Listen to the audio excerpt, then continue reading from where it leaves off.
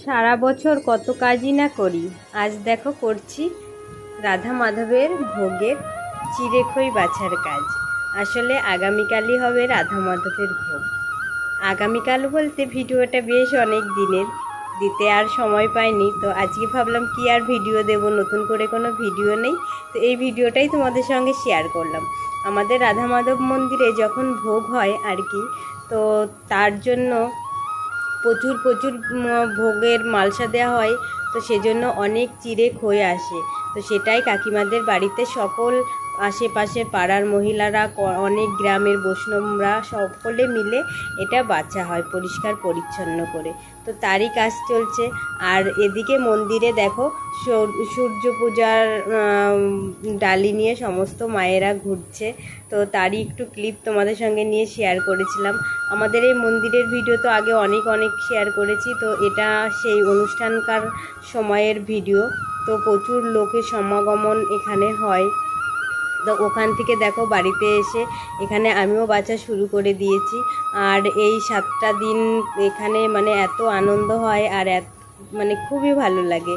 তো যাই হোক, মাস্ক মুখে দিয়ে বসে পড়েছি। আর সেই করোনার কথা, মানে করোনার সময়ের কথা ভাবছি যে ঠিক এইভাবে মাস্ক ইচ্ছা না থাকলেও দিতে হতো।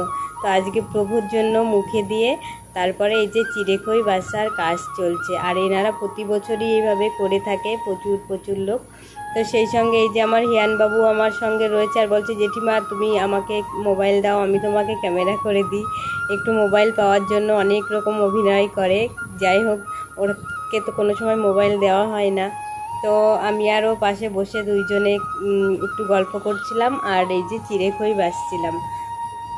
তো দেখো এবার চিঁড়েটা চালা হচ্ছে যাতে এতে কোনো কাঁকড়, কোনো বালি, কোনো ধান না থাকে, তো সেজন্য এইভাবে প্রত্যেকে চালন নিয়ে চিঁড়ে বাছছে।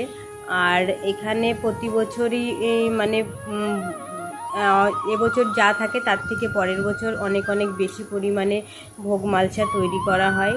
তো খুব ভালো লাগলো। আর এটা দেখো, তো ইচ্ছা থাকলেও অনেক সময় হয় না, যদি না প্রভু চান আর কি। তো প্রভুর দয়াতে আজকে এই যে প্রভুর কাজের কিছু কাজ করতে পারছি, তার জন্য খুব খুব ভালো লাগছে। তো তোমরা কে কে এই কাজটি করতে ভালোবাসো, আর যদি করে থাকো তাহলে কমেন্টে জানিও।